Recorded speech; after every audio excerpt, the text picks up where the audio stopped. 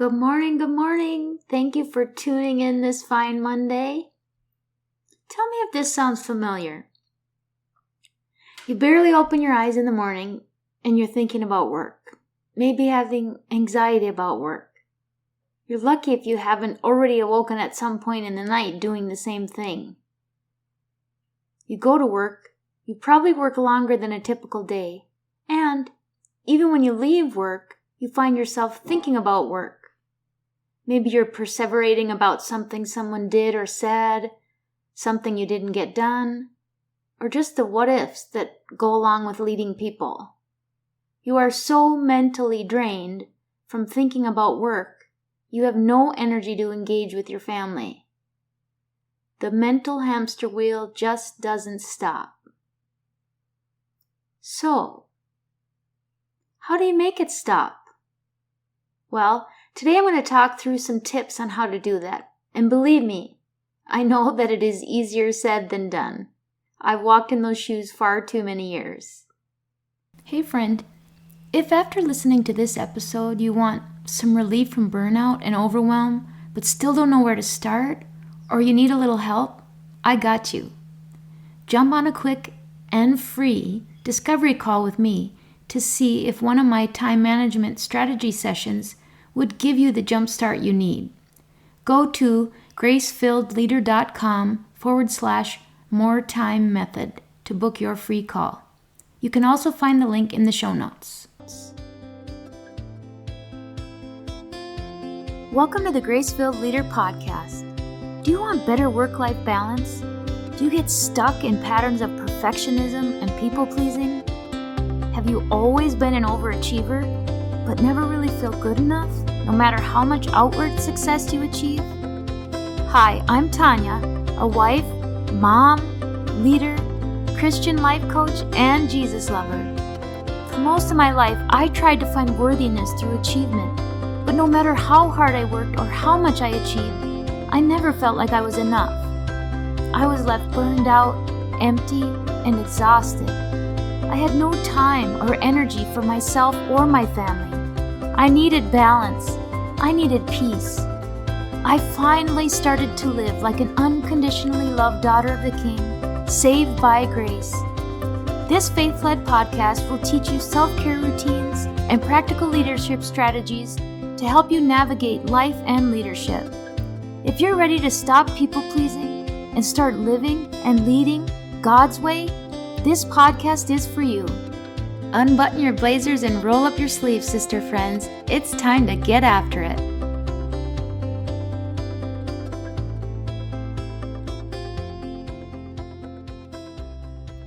I can remember as a frontline manager never feeling like I could be further than 5 feet from my phone at any given moment, even at night. Someone might need something, have a question, or call in sick for their shift. I literally set zero boundaries around my time. This meant nearly constant anxiety, overwhelm, perseverative thinking, and eventually burnout. My family would always make comments about me always checking my phone, and couldn't I just turn it off or wait until the next day to take care of whatever needed my attention? I used to get so frustrated, but feel guilty at the same time. They just didn't understand what it meant to lead a team. It wasn't so simple to just put in my 8 to 5 and be done for the day. But I also knew that it wasn't fair to them that I was constantly distracted, tired, and not 100% present for them. I was lucky if I was 10% present. I learned far too late in my career that I didn't really have to be available quite as much as I thought I did for work. There are ways to be just as effective and in fact more productive and effective as a leader while making room for personal boundaries. The truth was, I was imposing a great deal of my stress on myself. I was contributing to my own burnout. While I still have periods of time that I get overwhelmed by the sheer number of responsibilities I have between my day job, my side gig, my husband's business, various projects going all at the same time, and managing a home, I can honestly say that I am more often in a whole other place when it comes to my mental peace and my ability to manage my time. I would say that there are 3 key components that have resulted in that change, or have led to that change. I can honestly say that I experience life much differently than I did just a couple of years ago. And it's not because my life has changed or gotten easier or I have less to do. The opposite is true. So I wanted to share 3 key strategies for being able to leave work at work from a physical and a psychological standpoint. The first thing, as with every other message you have heard me deliver, the absolute biggest and first place I start is with my daily God time. And I don't mean the duty-bound approach to reading scripture just because I should. I mean, it is time that I need. Intentional and necessary time spent seeking His voice, His Spirit, His leading, and His peace. Time getting to know His character and building relationship. I take advantage of the gift He offers us, the ability to truly surrender my day to Him.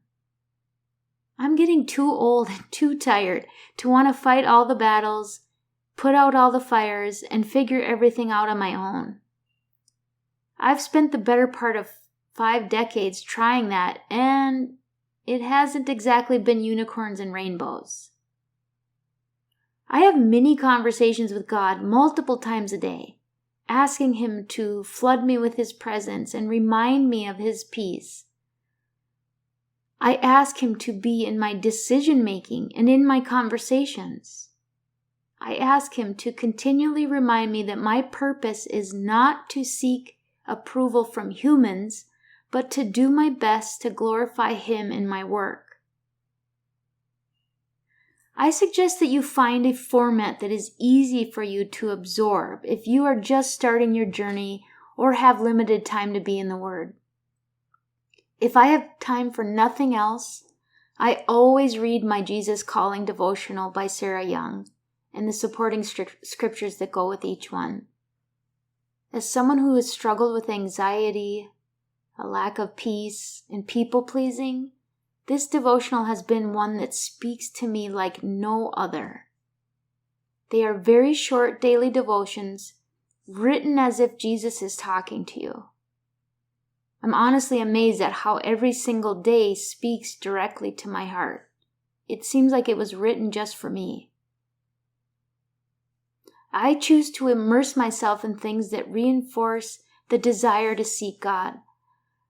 I don't allow myself to listen to a lot of news anymore or partake in people ranting on social media.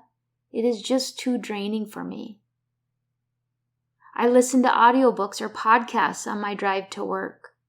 Or I listen to nothing at all and just use that as quiet time with the Lord, asking Him to help me see and hear what He needs me to see and hear that day. All of these practices are helping me to grow in my reliance on Him. As that trust in Him grows, the worries imposed by the world seem to get smaller and smaller. It certainly isn't because events or circumstances in the world are getting better. I'm just able to tune out the noise a bit more. I'm intentionally seeking to put God behind the wheel, to make Him the CEO of my life and my work. In Friday's episode, we will talk a bit more about how God actually calls us to manage our time and instructs us to manage our time wisely for His purposes. Jesus even said no sometimes to requests for His time. And don't we look to Jesus as our example of how to live and how to lead? More on that next episode. So on to strategy number 2. The second thing that I do to better leave work at work is that I manage my time differently. I've developed a time management system that I call the More Time Method. It allows me a more organized approach to my work, and not just my work at my day job, the work for the podcast, the work that needs to be done at home. I use a time blocking and project management system for pretty much anything that requires more than one action step to complete. It's been a monumental shift in how much less overwhelmed and anxious I feel. I'm more clear-headed and efficient in getting things done. I'm more intentional about using certain times of the month, week, and day for certain kinds of tasks. The reality is, our brain works differently at different times of the day, and certainly at different times of the month.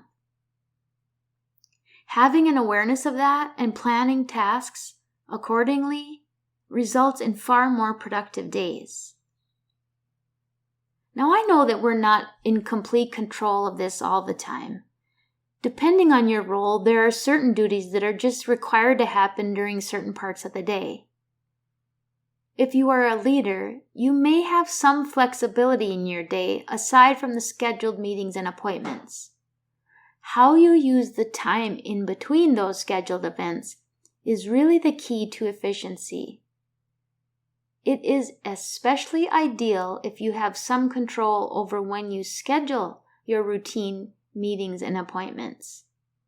If that's the case, it's actually best to schedule those routine meetings and appointments during the parts of the day that you aren't necessarily at your very best.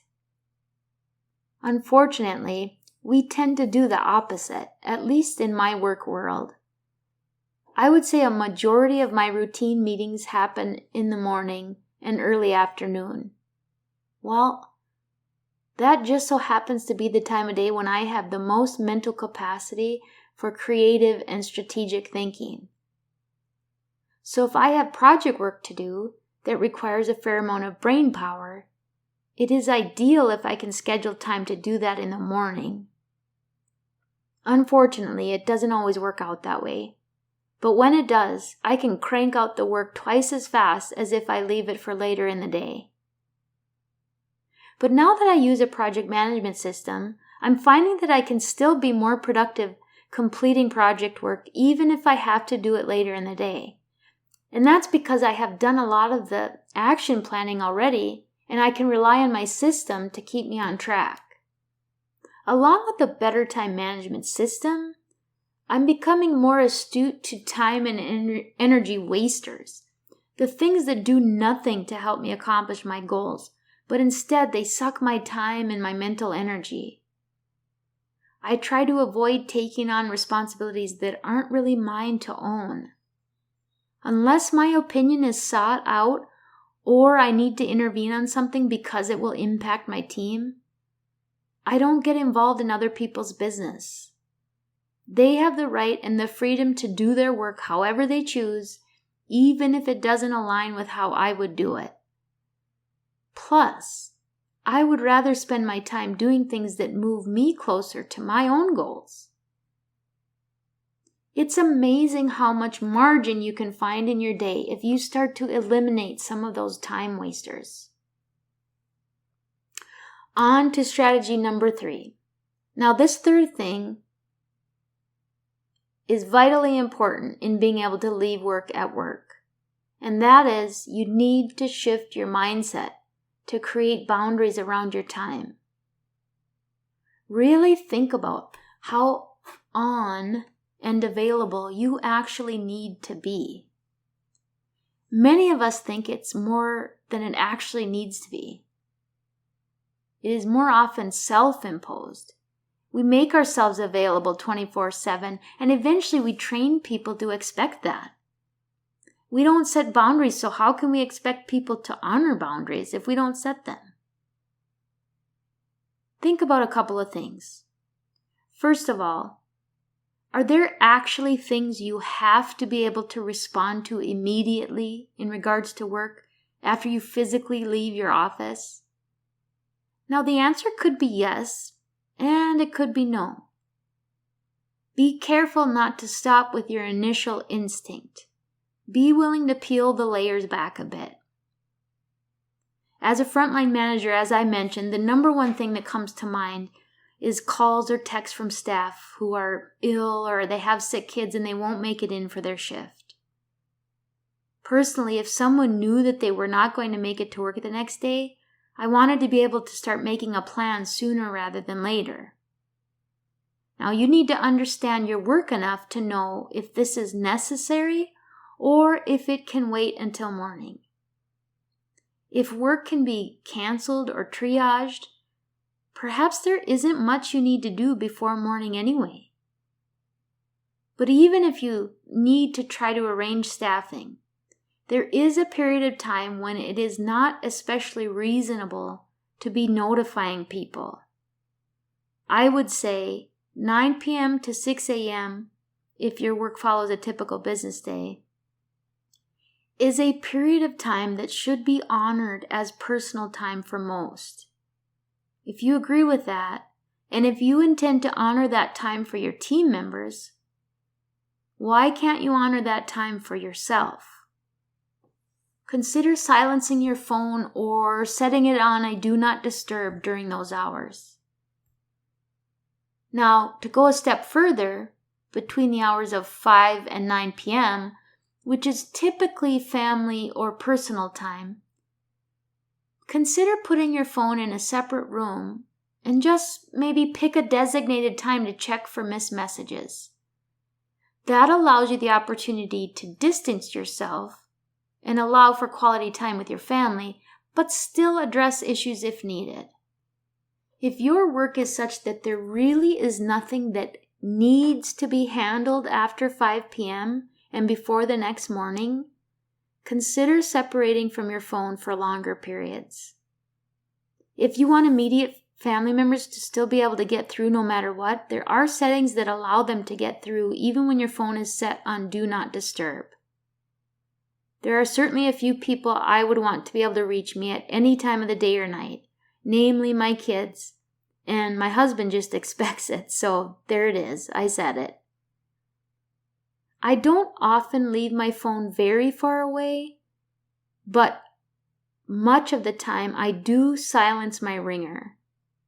For some reason, even if I check my missed messages fairly frequently, to be able to do it when I choose to and to not have the ringtone sounding makes it a huge difference in my ability to relax.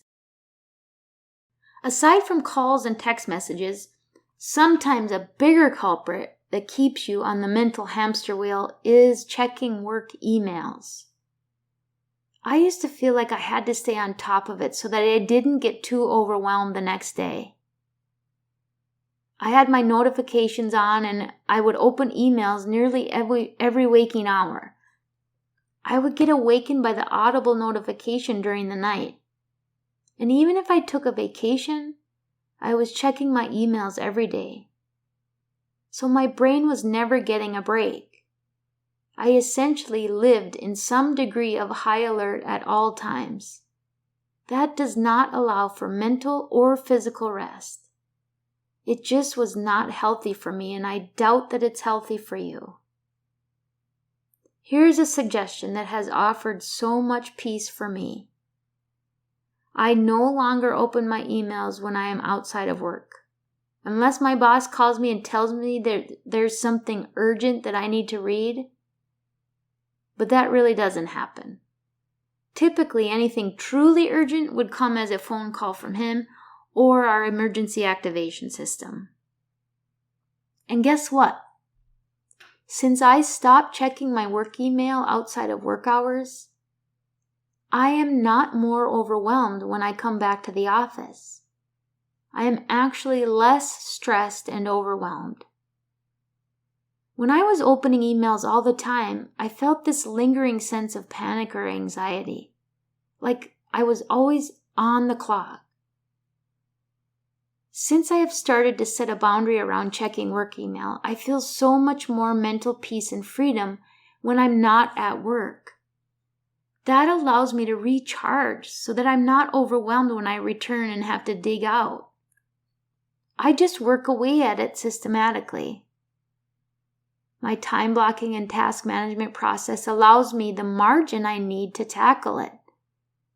I would rather hit it hard when I get back to work than feel anxious while I'm off, never escaping work, and coming back to work tired and stressed because I never took a break.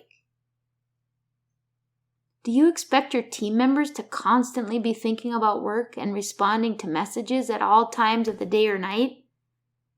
I doubt it. And if not, why would you think they wouldn't respect some of your own personal boundaries? While as a leader there is a different level of expectation and responsibility, it does not have to be the extreme of being available 24/7. If you are responsive and responsible with your work time, people will respect your personal time. If you're struggling with this idea of taking phone and email breaks, try this little exercise. Think about what might be the worst case scenario if you were to set a period of time that you are unavailable for work duties, calls, or messages. Imagine that worst case scenario happening. How would you handle it? How would being available versus unavailable change your plan in terms of how you would handle the situation? Would your actions look much different? Could you handle it just as effectively if you didn't see the message until 6 o'clock in the morning? There are many occasions when I have had to work through anxiety-provoking thoughts by doing this worst-case scenario exercise. And most of the time, the things that I was worried about were not within my control, or I had limited ability to control them. Sometimes I couldn't even name the thing that I was anxious about. I was literally just anxious because I was never letting myself clock out, if you will, from a literal or figurative standpoint. Have you heard the serenity prayer?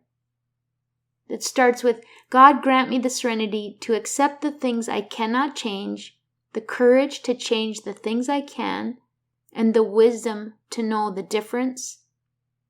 Well, worst case scenario exercise is similar to practicing the serenity prayer for me.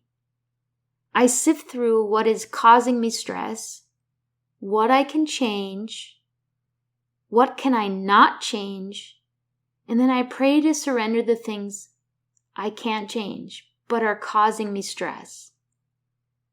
If my actionable things, the things I can change or affect, could be accomplished nearly as well leaving it until the next day, it is well worth the peace I get in leaving work at work. Changing my mindset and setting boundaries to protect my time away from work has been a huge change for me, and it has helped me to actually be more present and productive at work and at home. So let's recap these 3 key strategies that have helped me to learn how to leave work at work, be more present and at peace when I'm at home, and actually be more productive at work. First is my daily God time, my devotional time, prayer time, something that gets me centered and focused on His leading and His peace. Second is a time management system. I call my system the more time method. And third, I have changed my mindset and set boundaries to protect my time away from work. I'm not joking when I say that my stress level is exponentially reduced since implementing these strategies. I really want you to know what it feels like to live and lead from a place of rest, rather than burning the candle at both ends. It is my mission to help other professional women create time for the things that matter most, to find freedom from people-pleasing, and start living and leading in partnership with God. That's what I have for you today, friends. Until next time, may you be grateful and grace-filled.